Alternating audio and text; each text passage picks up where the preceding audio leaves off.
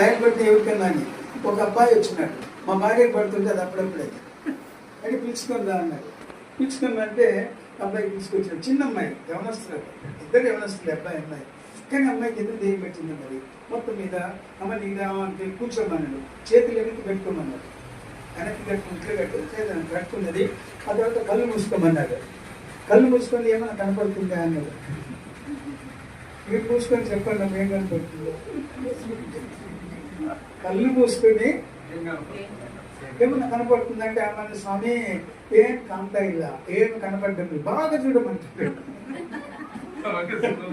కళ్ళు మూసుకోమంటివి బాగా చూడమంటివి. నేను పక్కన కూర్చొని విడ్డూరంగా చూస్తున్నాను. నాకు అనుభవం లేదు. నేను కొత్తగా సేవకు పోయింది అప్పుడు కూడా. అప్పుడు ఏమైపోయిందంటే ఆ అమ్మాయికి మరి ఏమో ఒక నల్లగా కనపడుతుంది సార్ అని. అదే స్వామి మీరు కళ్ళు మూసుకుంటే నల్లగా తెల్లగా ఈయన ఏమన్నాడంటే దాన్ని విలువమన్నట్టు. ఇక ఆ అమ్మాయి మరి అర్థమైంది, పిలిచా ఉండేది కొంచెం మొదలుపెట్టింది. ఆ తర్వాత అమ్మా నువ్వు ఎవరమ్మా అంటే ఆ అబ్బాయి ఉన్నాడు కదా వాళ్ళ అమ్మ అంట. వాళ్ళ అమ్మ పెట్టింది. అడిగింది ఏం కావాలమ్మా నీకు.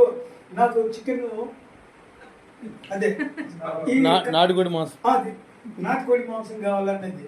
ఓకే తెస్తా నోడురా అంటే కన్నడలో. చూడరా అబ్బాయి మీ అమ్మ నువ్వు ఇప్పుడు 5 కోడి కూర తెచ్చిపెట్టలే, ఇంకేం కావాలన్నా ఒక మంచి చీర కావాలి. సర్లే చీర తెచ్చిస్తాను స్వామి. వాడు ఒకడు ఈడు గుర్రలేమడు. బట్ ఆ తర్వాత ఆయనకి అయిపోయింది. కొద్దిసేపు అయిన తర్వాత సారు ప్రార్థన చేసిండు. ఆ తర్వాత కొద్దిసేపటికి కళ్ళు తెరిచింది పాప. అప్పుడు నేను అడిగినాను. తర్వాత పక్కకు పోయినాము మేమిద్దరము. అమ్మాయిని పిలుచుకున్నాము. అమ్మాయి ఈయన మళ్ళీ ఏమంటాడంటే ఏయ్ దొంగదన్న నిజంగా చెప్పు నీకు దయ పట్టిందా, అబద్ధం ఆడుతాను ఇటు తిరుక్కున్నాడు. పట్టించింది ఈయనే అంటే అప్పుడు ఆ అమ్మాయి అంటే నిజమే స్వామి మా ఆయన సరైన తిండి పెట్టాడు, సరైన ఇయ్యాడు. అందుకని ఇదేంత అవతారం ఎత్తితే ఎప్పుడు కావాలంటే అప్పుడు తెచ్చిస్తాను.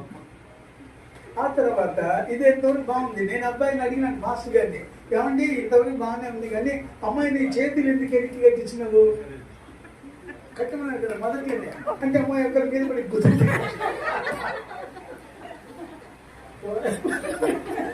లేదన్నాను. ఇది భలే తప్ప ఐడియా, ఇట్లని నాకు తెలియదు అని చెప్పి నేను అనుకున్న తర్వాత మొత్తం మీద నాకు అర్థమైపోయింది.